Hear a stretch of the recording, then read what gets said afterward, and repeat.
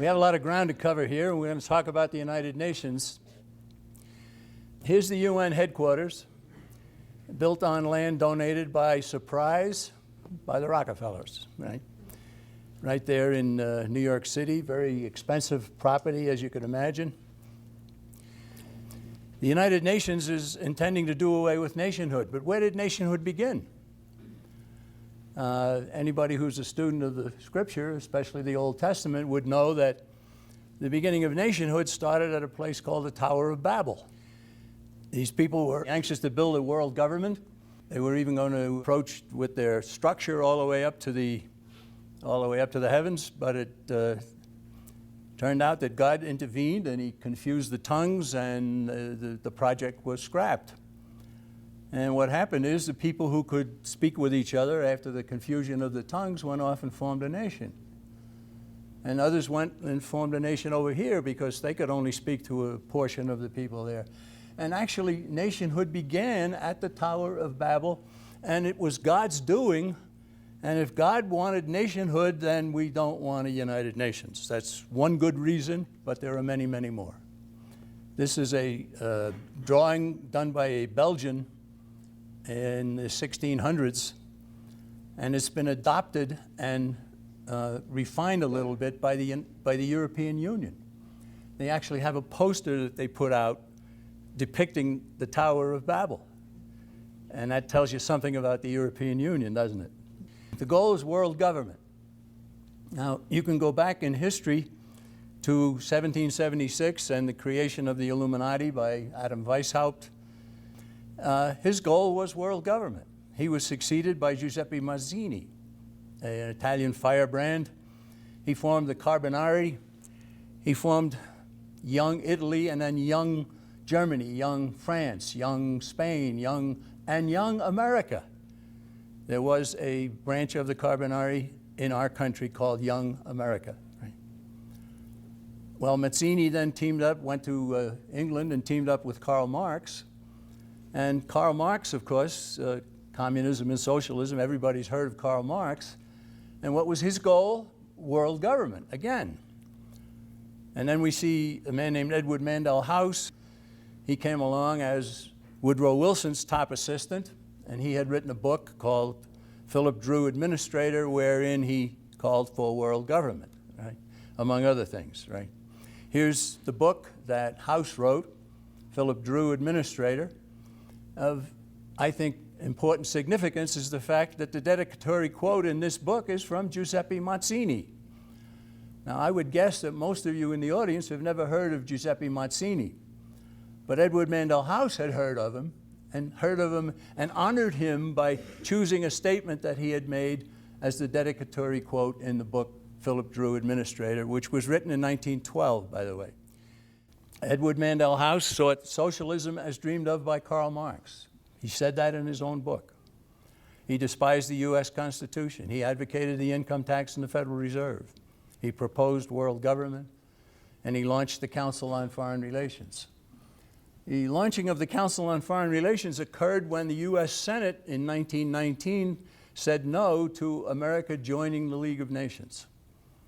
And we have to be very grateful for the stalwart senators who fought against the League of Nations way back in 1919.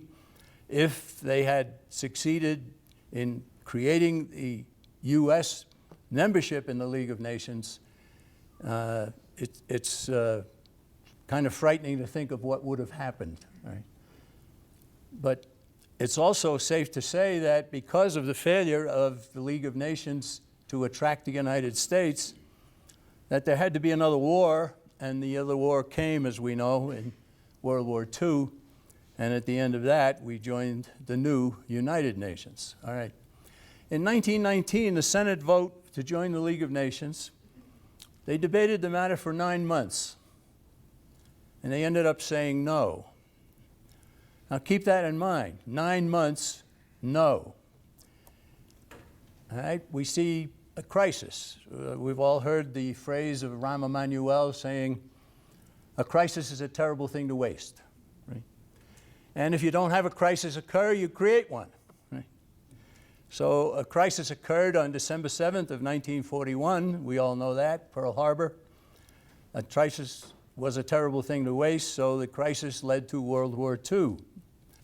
World War II started when the Japanese bombed Pearl Harbor. We declared war on Japan, and Germany and Italy declared war on us. That's not well known. They had a tripartite agreement that an attack on one would be considered an attack on the other. And so when we declared war on Japan, immediately Germany and Italy declared war on us. And so now we were at war in two continents at the same time. And of course, the US government officials said that we were surprised. We weren't surprised at all. Now, within months of Pearl Harbor, discussions about the formation of the United Nations began. The long planning began within about 6 weeks of the event at Pearl Harbor. So we see in 1942, 26 nations issue a formal declaration of the United Nations. That's when they first started using the term. 1943, the Allied nations meet, US, UK, USSR, China, and agree to form a world government. 1944, the famous Dumbarton Oaks Conference. Dumbarton Oaks is the greatest state in Washington, D.C., and it issued the initial draft of the UN Charter. 1945, the San Francisco Conference, 50 nations attended, and they produced the final UN Charter. And this was done before the war in the Pacific had ended. The Secretary General of the UN Founding Conference is named Alger Hiss. And of course, he was later shown to have been a communist all the time. The chief authors of the UN Charter, two men, Andrei Gromyko from the Union of Soviet Socialist Republics, who was an open communist, and Alger Hiss from the United States, a secret communist. Does the United Nations Charter follow along communist designs? Well, I think the answer is pretty obvious. The U.S. delegation at the UN founding, there were secret communists. In addition to Hiss, there were 16 others who were later shown to have been communists all the time. And there were 43 members of the U.S. delegation who were Council on Foreign Relations members, either then or soon after. One of them being Nelson Rockefeller, by the way. He was very prominent in this. So in 1945, the Senate was presented with the Charter of the United Nations, and they debated the matter for 6 days, and they approved it by a vote of 89-2. Now, remember what I said before about the League of Nations was debated for 9 months? No. 6 days? Yes. Right? Now, the two senators who voted for us to stay out of the UN refused to sign the charter. One was William Langer from North Dakota. Another was Henrik Shipstead from Minnesota. There was another senator from California named Hiram Johnson who would have voted against the UN, but he was ill in a hospital. He died soon after, so they really would have been 3 if he had been able to vote. I'm old enough to remember that period, and I can remember even my own father, who was a good patriot. He was saying, well, we got to do something new. We got to try something different. Here we've had World War I and we've had World War II in my lifetime.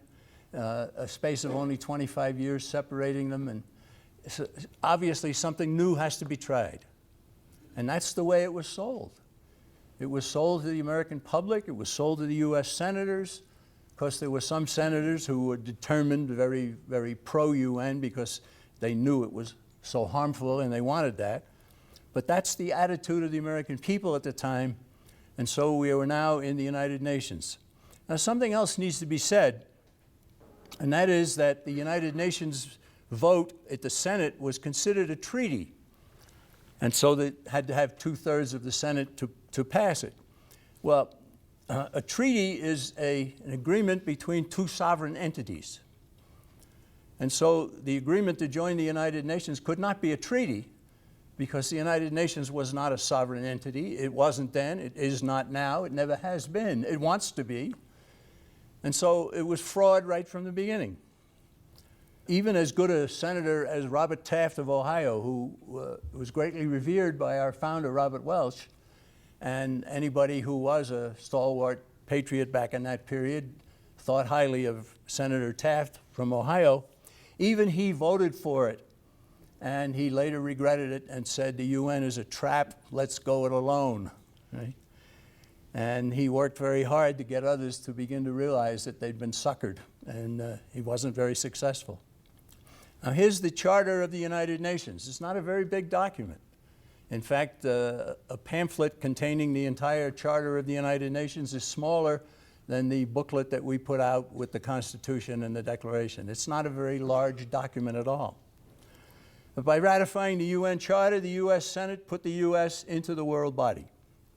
So let's take a look at the Charter. Article 1, the word peace appears 6 times. And so the UN has been called a peace organization. You've heard that, right?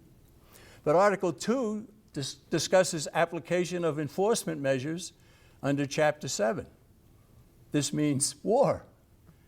So they say they're a peace organization in Article 1, and then they put together the procedures for the United Nations to conduct war in Article 2. And Article 2 said enforcement measures under Chapter 7. All right, so what's Chapter 7 say in the UN Charter? It authorizes demonstrations, blockade, and other operations by air, sea, or land forces of the United Nations. Is that not war? Right? But it's a peace organization, remember that, right? Now, here's Article 25 of the United Nations Charter. Consider that you're a senator, 1945, you're asked to join with others, approve entry of the United States into this new organization by approving the Charter of the United Nations. All right? Would you, as a United States senator, have voted for this? The members of the United Nations agree to accept and carry out the decisions of the Security Council in accordance with the present Charter. How many of you senators out there would have accepted that? Right? 89 did. 89 did. I dare say there were some senators who never read the Charter. Right? I dare say that there were some who were very, very anxious to have it approved because they were internationalists, pro-communist at the time. But this is incredible. This trumps the Constitution, doesn't it? If the Security Council says, here's something that has to be done, and we're a member of the UN, we have to go ahead and follow what they've said. And you know what? The United States does follow every Security Council resolution. Article 43, all members of the United Nations undertake to make available to the Security Council armed forces, assistance, and facilities, including the rights of passage necessary for the purpose of maintaining international peace and security. Right? What a fraud. What a fraud, right? But there it is. You know? So all members of the United Nations, we are now a member of the United Nations. We sanctified the treaty. We're now part of this organization. And we agree in Article 43 that all members undertake to make available to the Security Council armed forces. Right? Well, then we see what happened about making forces available to the United Nations. In December of 1945, recall that the Charter was approved in July, the U.S. Congress passed the United Nations Participation Act. And there are 2 parts to the United Nations Participation Act. The first part says the President must have the approval of Congress to supply troops for a UN standing army. The UN has always wanted its own army. It never has had its own army. They've always had to go to different countries and form coalitions, right?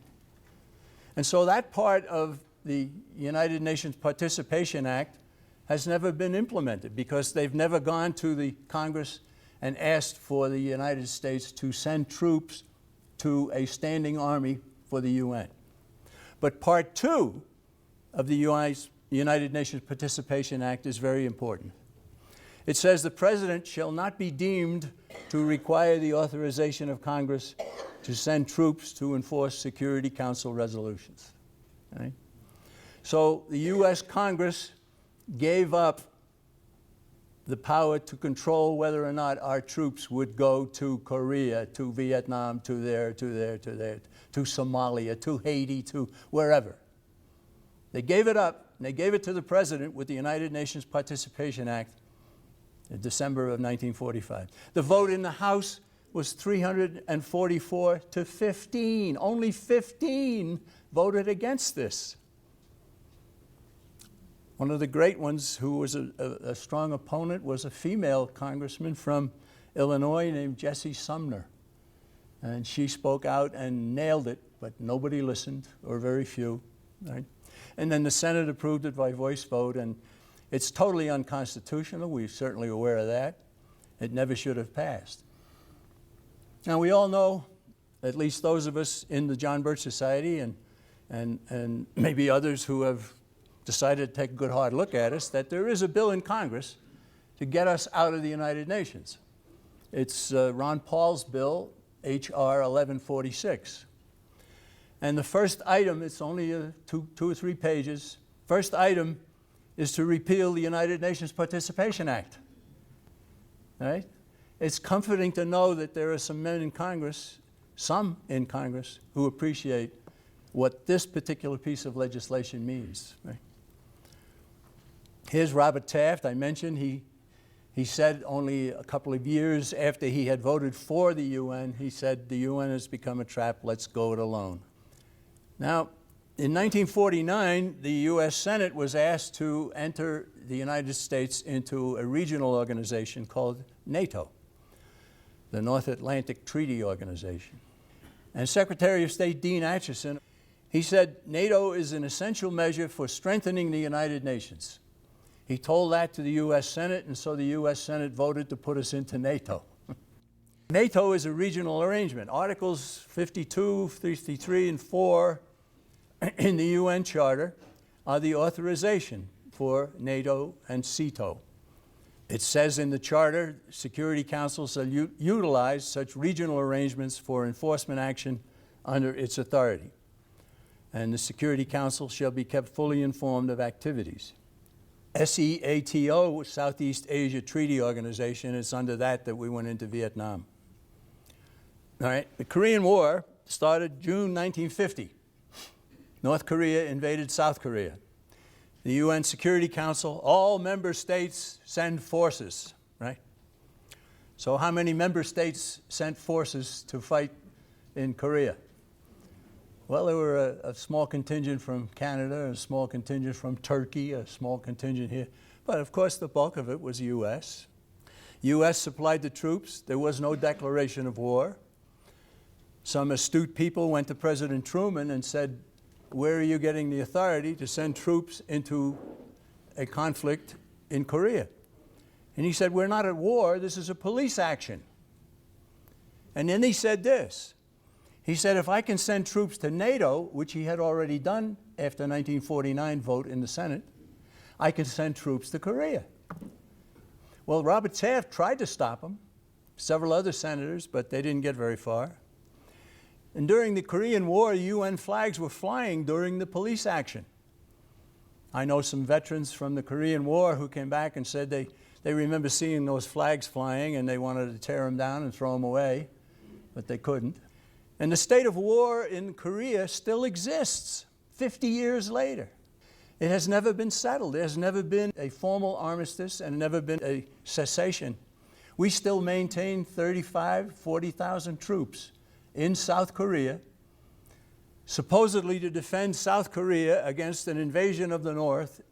If it does happen, shouldn't South Korea take care of their own problem? South Korea is now an economic power. Let them defend themselves, right? But that's not in the minds of the people that are running our government, right? SEATO was another regional arrangement under Articles 52, 3, and 4 of the UN Charter. In 1967, President Lyndon Johnson was asked, what is the authority for our troops in Vietnam? We are in Vietnam because the United States and our allies are committed by the CETO Treaty to act to meet the common danger of aggression in Southeast Asia. So the authorization to go into Vietnam was under the UN. The UN had passed a Security Council resolution, and the United States obeyed. Desert Storm, 1991. President George H.W. Bush.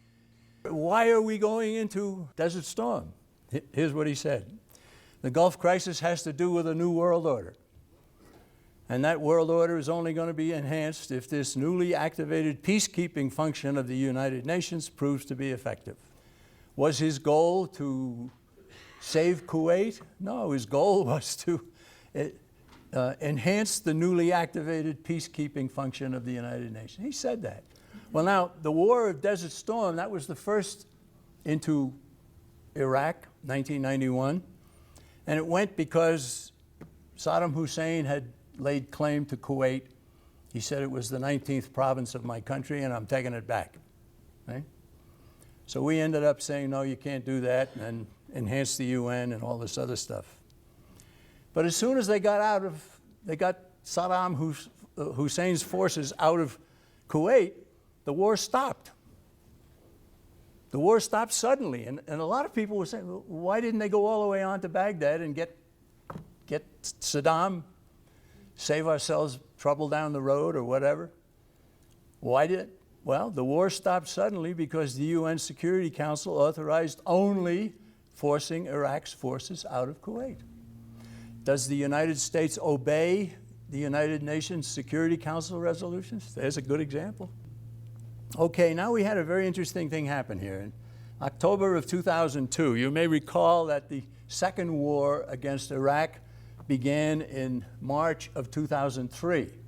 So this is 6 months before, when the war drums were being beaten and the attitude was being created, we got to go in Saddam Hussein, he's got weapons of mass destruction, and on and on and on. So Ron Paul was a member of the International Relations Committee. It used to be Foreign Affairs Committee, and again it's Foreign Affairs Committee, but then it was called International Relations. He stood up, Mr. Chairman, 45 members from both political parties. I move that we declare war on Iraq, and I intend to vote against my measure because I don't think we should go to war against Iraq. But he said, but I also don't think we should ignore the constitutional requirement for a congressional declaration of war. Good for you, Ron. Well, the chairman of the committee, of course, here's the Constitution. Article 1, Section 8, Clause 11 says, Congress shall have power to declare war. Does anybody else have power to declare war? No. And Congress, last time they declared war was on December 8th of 1941 against Japan. So what happened? Well, Henry Hyde was the chairman of the committee. Here's his response to Ron Paul. There are things in the Constitution that have been overtaken by events, by time. Declaration of war is one of them. There are things no longer relevant to a modern society. Your measure is inappropriate, anachronistic, it isn't done anymore. This guy is supposed to be a good student of the Constitution. He's the chairman of a very powerful committee in the U.S. Congress, and he's completely disdainful about the United States Constitution. So let's look at the wars after World War II. Korean War, obvious UN control. Vietnam War under SEATO. Desert Storm, authorized by the Security Council.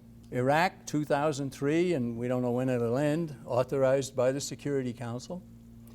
Afghanistan is now under NATO. Libya is under NATO. What's next? How about Syria? Why not? What the heck? We've just focused here on the military aspect of the United Nations. Now here is a United Nations organizational chart. How do you get one of these? You go to the United Nations in New York City and they hand them out. I did it. I've gone into the belly of the beast. And I came out with this, right?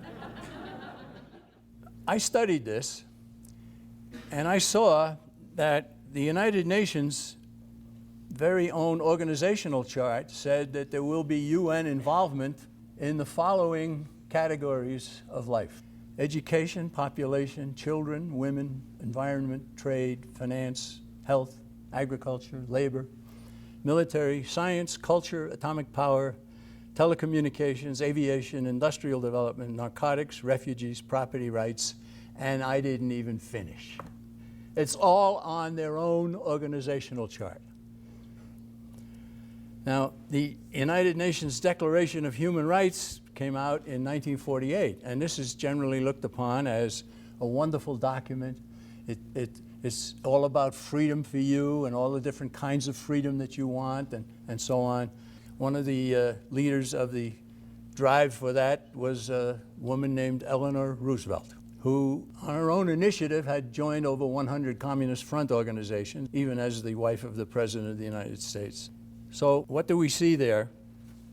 Well, we see that Article 29 of the Universal Declaration of Human Rights says, in the exercise of his rights and freedoms, everyone shall be subject only to such limitations as are determined by law. Now, when you go back to the Declaration of Independence that talks about God-given rights, and it doesn't have anything about limitations on law. You go to the Bill of Rights of the U.S. Constitution, and it doesn't have an exception. It says Congress shall not. Right? Shall not, shall not, shall not, shall not. And I always love to say, all the way up to the marvelous 10th Amendment that says, if we forgot anything, you can't do that either. Right? Right? So the Universal Declaration of Human Rights is totally subversive. It says these rights and freedoms may in no case be exercised contrary to the purposes and principles of the United Nations. But there's the UN versus the Bill of Rights. The United Nations says rights are granted but subject to limitations. Our Bill of Rights says rights are God-given and Congress shall make no law. Could it be different? No. No, it couldn't be different. Right? Well then, later on, they came out with the International Covenant on Civil and Political Rights. This was 1966. And the same kind of verbiage, recognizing that these rights derive from the inherent dignity of the human person. No, they don't. The rights derive from God Almighty, which is what our founders said. Men are endowed by their Creator with certain unalienable rights. I want you to keep that in mind all the time and realize that if you're a teacher in a government school and you pronounce that, you may be in jeopardy. Right? And so most of them don't pronounce it anymore. Right? Now the other underlying part that I have here is realizing that the individual, having duties to other individuals and to the community to which he belongs, is under a responsibility to strive for the promotion and observance of the rights recognized in the present covenant, right? Well, that's all just verbiage. Again, United Nations, rights are granted but subject to limitations. Bill of Rights, rights are God-given and Congress shall make no law. Now we have to talk about Agenda 21. This is a UN project. It was conceived in 1992 at the Earth Summit in Rio de Janeiro, where there were 35,000 delegates. Right? It's not generally known what's the significance of the number 21, Agenda 21. Well, the significance of that is they intended that it would be fully implemented in the 21st century. So they put it together in 1992, knowing that it would take a little bit of a while to get this thing underway, and it is now underway. And what it amounts to is a piecemeal takeover of cities, towns, and counties. Right? Not states, not even regions, but down at the local level. The document itself says that it applies to every person on Earth. It masquerades under such terms as sustainable development, climate change, smart growth. Maybe you've seen a bumper sticker that says, think globally, act locally. Right? That's all part of this. Right? Well, Agenda 21 is a program to help solve environmental problems, most of which don't exist. And it's very, very devious and serious attack on personal freedom. And it's now an upfront agenda of the John Birch Society. We intend to be very, very upfront in fighting against this. Okay, now let's try and wind up this little oration here. We'll make a few conclusions. And the first is that the United Nations is not taking over our country. What's happening is the United States is being delivered to the United Nations. It's a whole different way of looking at it, isn't it? Right? The enemy is not Ban Ki-moon down in New York City, the Secretary General of the UN. The enemy is not our ambassador to the United Nations, whoever that might be. It's a female right now. The enemy is our own leadership that is working very, very diligently to deliver our country to the United Nations. And that realization has to be made, and it has to be spoken by folks like you all across the country. All right, conclusion number 2, membership in the United Nations is completely incompatible with maintaining the independence of the United States and the freedom of the American people. Right? It's completely incompatible. There are people who say, well, what we should do is we should cut back on our donations to the United Nations. No, no. Or we should send a different delegate to the United Nations. No. So what to do? Should we reform the United Nations? No. One does not reform cancer. One roots it out, right? And whatever other disease you might have, you don't reform it. You get rid of it. And so what to do? Find a friendlier Secretary General? Forget it. All previous sec-gens of the UN have been socialists, and that's the UN's choice. I consider socialism more deadly than communism. If a communist takes control of a country, he hasn't destroyed the resistance. And therefore he needs the KGB, he needs the gulags, he needs these other things that communist nations have always been very happy to create. But go to the socialists, and what do you see? You see, the socialists get you to vote yourself into the condition which is the same condition as communism, and they've destroyed resistance in the process.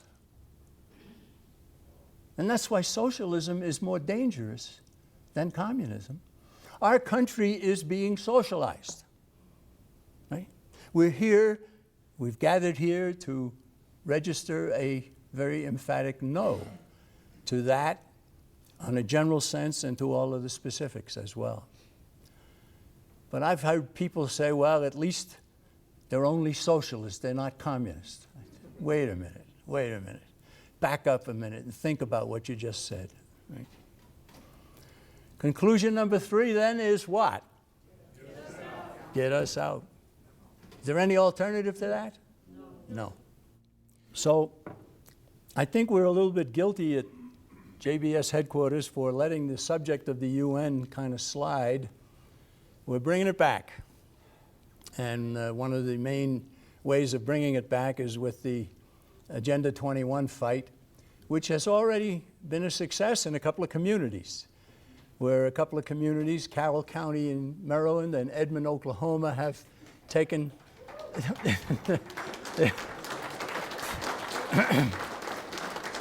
they've gone to the UN's Agenda 21 people. It's the ICLEI, ICLEI they call it, right? And they've invited them out of the community, right? So long, you're done, get out of here. So HR 1146, Ron Paul's introduced it. He's done it every year for the last maybe, 10, 12 years anyhow. The American Sovereignty Restoration Act. It's a measure sponsored by Ron Paul to provide for the complete withdrawal of the United States from the UN. If your congressman hasn't been a co-sponsor, bug him about that and make sure that he starts to be a co-sponsor of this bill. And it's so important, right? And then, of course, who's behind all of this is the John Birch Society. And the only recourse is to get us out. Thank you very much.